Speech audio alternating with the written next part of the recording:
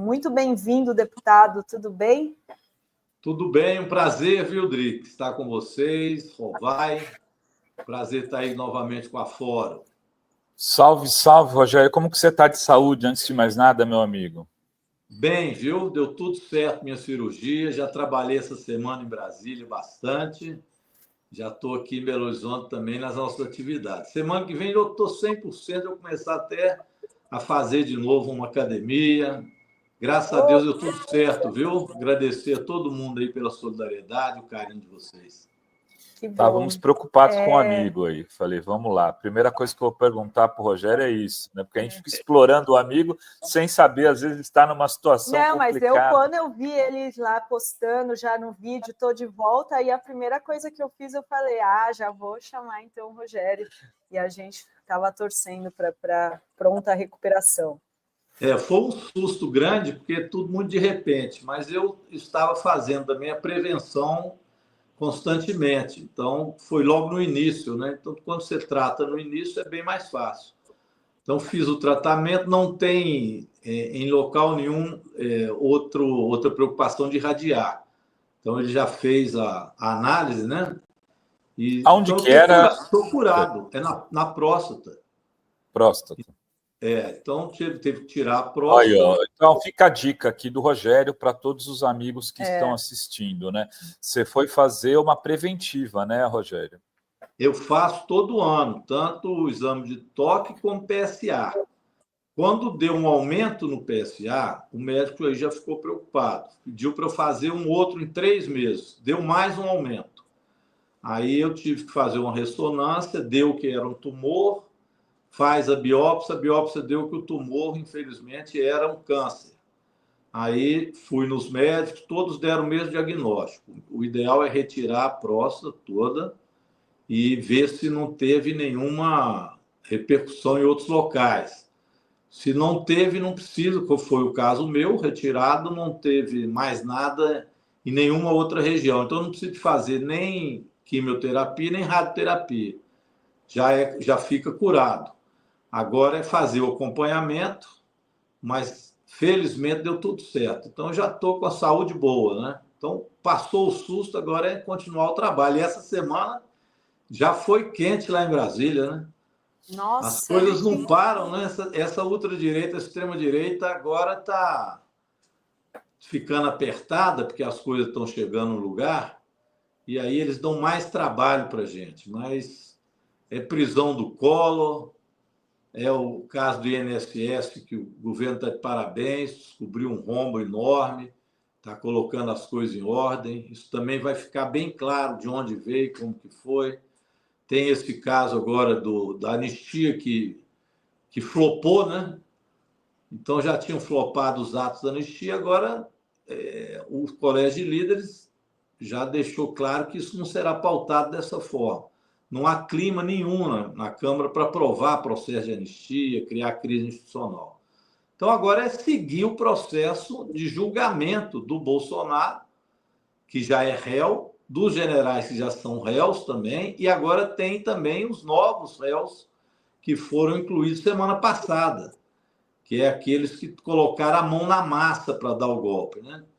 E ainda vem mais ainda 2 turmas também que provavelmente viram réus daqui a pouco tempo. Então é seguir agora, normalmente, o julgamento e que haja a punição de todos os que foram responsáveis pela tentativa de golpe.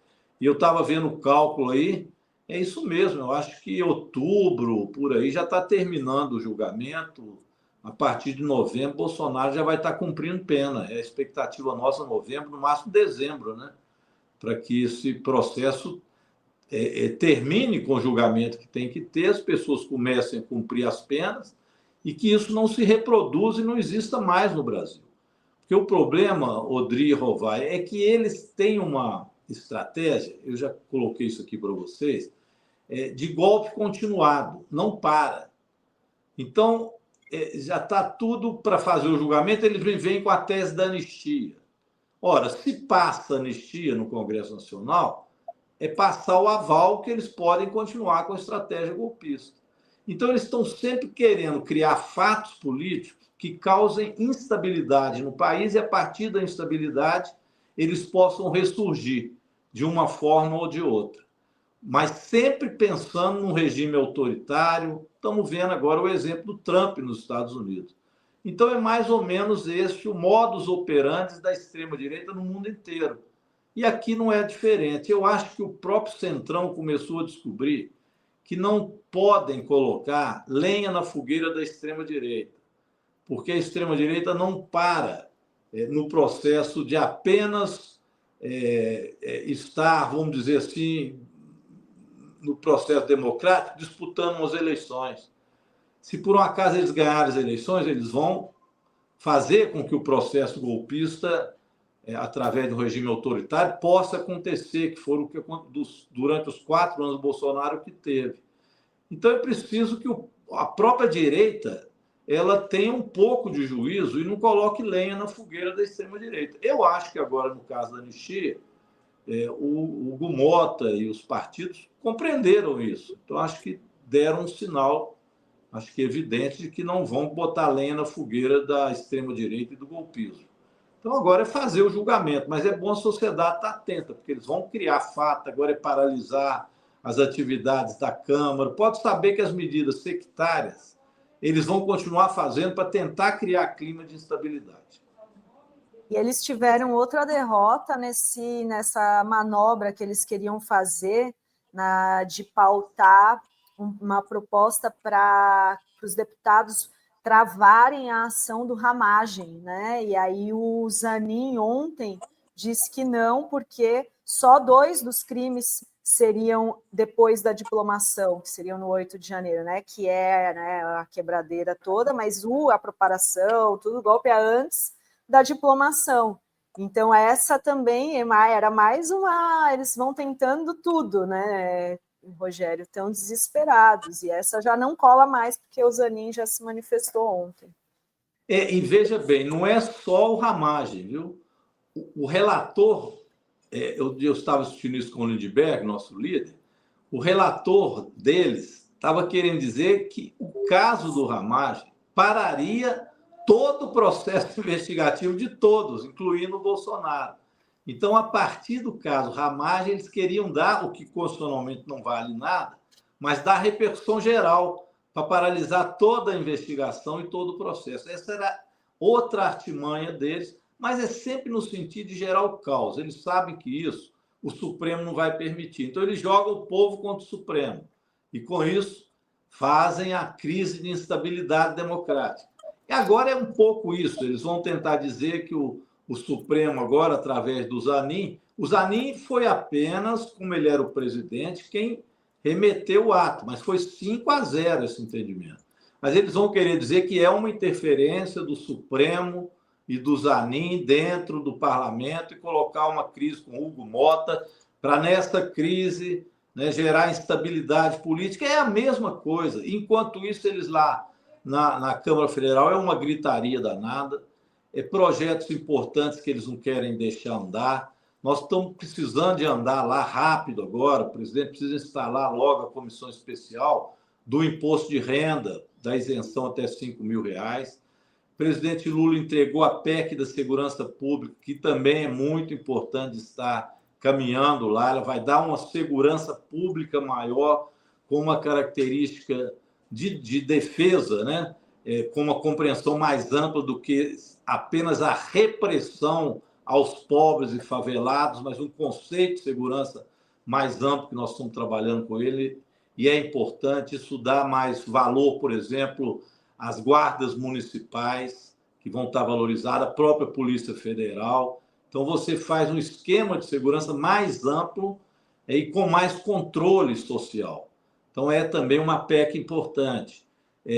Nós temos também ainda que debater a jornada 6x1, que é também um outro tema importante para valorizar os trabalhadores, a jornada estressante, que hoje, com a ascensão da internet, das redes sociais, é um outro quadro do mundo do trabalho, que nós precisamos valorizar quem trabalha, diminuir a jornada, aumentar o número de emprego.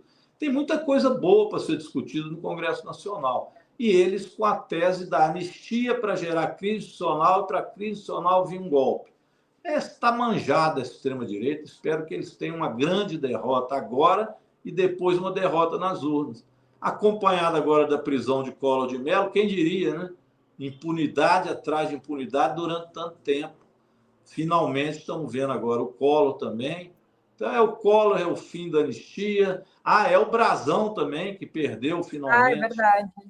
o seu mandato, mesmo que tenha sido por vias que não são as melhores. O ideal era ter votado a cassação dele como, né, o mandante do assassinato de Marielle, mas está cassado também. Então, eu acho que a extrema-direita sofreu grandes baques essa semana e tomara que a gente retome o processo democrático com uma derrota muito grande dessa extrema-direita antidemocrática no Brasil.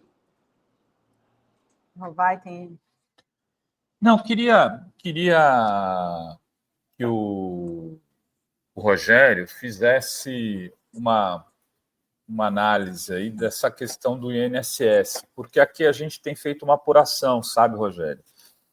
E eu estou preocupado. Eu quero te dizer aqui que eu estou preocupado, porque eles misturaram, e aí eles, PF e AGU, o que me deixa... Eu, como vivi a Lava Jato, como sei o que ela oferta, né, e você também, evidentemente, gato escaldado tem medo de água fria. E eles misturaram a CONTAG e o Sindinap com uma série de associações que foram montadas depois do decreto do Temer. O Sindinap é uma entidade que tem 25 anos, vice-presidente, por acaso, tem o sobrenome Silva, é o Frei Chico, né? Irmão do Lula. O presidente é uma pessoa de trajetória ilibada do movimento sindical, que é o Milton Cavallo, estão querendo transformá-lo num bandido. E esse sindicato tem 25 anos de atuação e, segundo o presidente do sindicato, na entrevista dada aqui,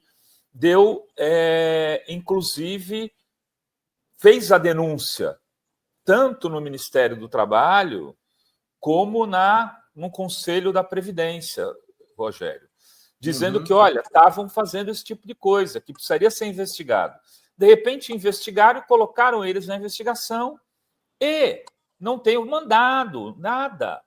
Eles não foram citados, nem nenhum diretor do Sindinap, nem nenhum diretor da CONTAG. E não teve mandado de busca e apreensão nem na CONTAG, nem no Sindinap, mas estão lá, junto com essas associações. Queria te falar o seguinte, Rogério, não é hora porque assim, parece que estão ignorando que tem um irmão do Lula envolvido nisso, né? Que tem e que de repente apareceu do nada nessa história. E apareceu como? Quem botou o jabuti em cima da árvore? Quem botou o Sindinap nessa investigação? Bem, é uma preocupação. Vamos ficar vivos com isso, porque agora as coisas começam também a esclarecer. Porque vem o escândalo e todo mundo se assusta e começam a fazer as apurações. Mas eu, pelo que tenho acompanhado também pela imprensa e tenho visto da Controladoria Geral da União e do ministro Lewandowski, que está acompanhando de perto, nos dá tranquilidade para que isso não se transforme numa caça às bruxas políticas, que foi o caso da Lava Jato, que só servia para isso.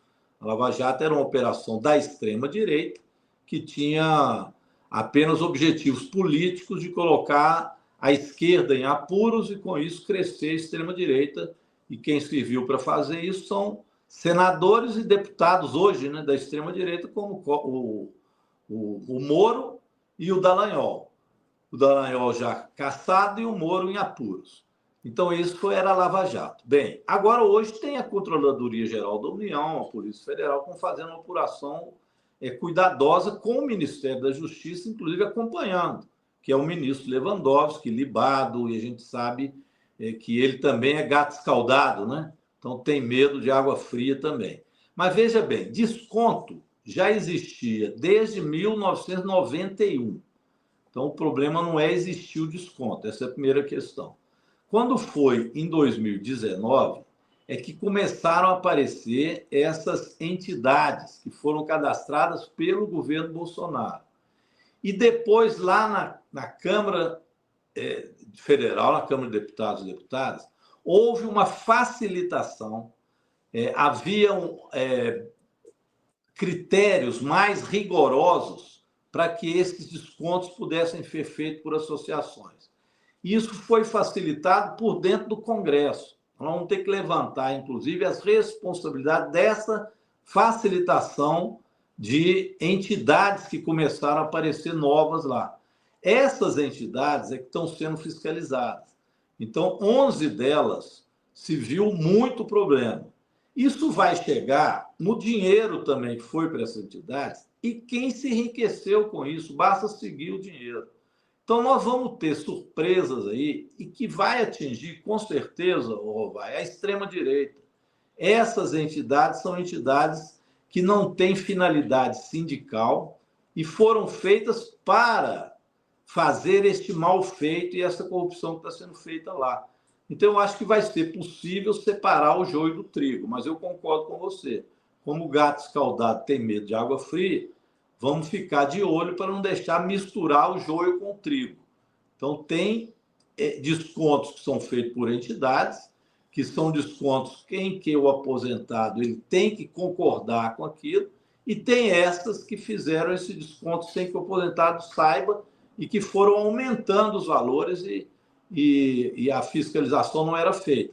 Quando foi em 2023, ou seja, no início do governo do presidente Lula, aí sim se começou a fazer a investigação destas entidades. Começou naquela época e chegou agora a esta conclusão com 11 entidades sendo fiscalizadas. O nome dessa entidade vai ser dado, daqui a pouco nós vamos saber quem são os presidentes e a corrupção que foi feita.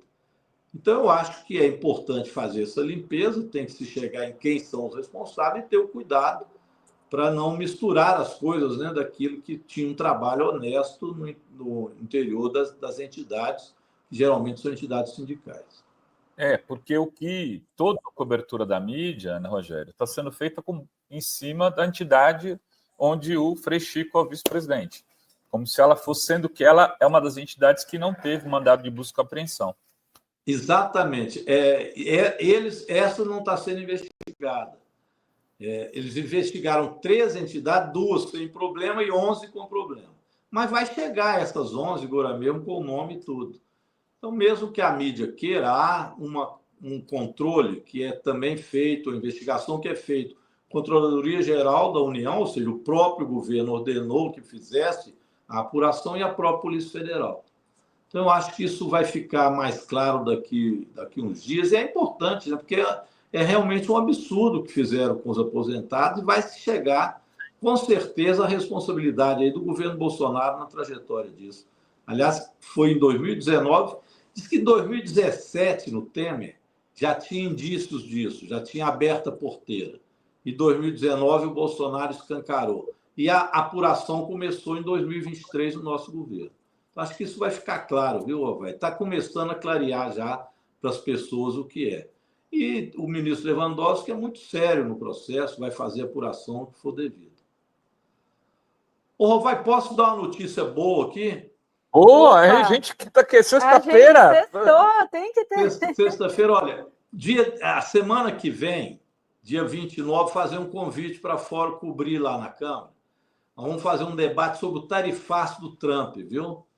Está indo lá o Ministério de Relações Exteriores, o Ministério da Indústria e Comércio, o Ministério da Fazenda, para dar um quadro geral de como é que está esse tarifaço, a repercussão no Brasil. Estou chamando os setores empresariais que agora estão sentindo o que é o governo Trump e que Bolsonaro tanto aplaudiu e que está dando problema. O setor do aço, estou chamando lá o aço, o agronegócio, o setor da indústria. Então, vai ser um bom debate. E no dia 14, aí sim é uma notícia boa que eu quero que vocês acompanhem, o ministro Haddad já vai lá na Câmara, lá na minha comissão. Eu estou presidindo agora a Comissão de Finanças e Tributação. Estou chique lá, viu? Você está chique. Vamos dizer, a segunda comissão mais importante da Câmara, é a Constituição e Justiça e a Finanças e Tributação, onde passam todos os projetos que têm despesa orçamentária e algum tipo de despesa. E nós vamos escutar o ministro no dia 14, o ministro Haddad, que ele vai lá falar sobre a isenção do imposto de renda até a faixa de R$ 5.000. Nós estamos querendo, a partir desse dia 14, já ser, vamos dizer assim, o deslanchar do projeto lá na Câmara. E a partir daí, já ter a comissão especial. Estou convidando o Rubens Júnior, que vai ser o presidente da comissão especial, e o Arthur Lira, que vai ser o relator, para estar lá também, escutar o ministro, pegar os dados, todos do que é a repercussão desse projeto. Então, é uma notícia para a gente colocar em andamento isso. E já estou apresentando um requerimento para discutir lá também a repercussão do fim da jornada 6x1. Vamos colocar aquela comissão para fazer grandes debates, né? E colocar grandes projetos para andar lá na Câmara. Muito bom, e a gente vai acompanhar todos aqui, dia 14, então, o Haddad lá. E a discussão da isenção do imposto de renda vai passar também pela Comissão de Finanças?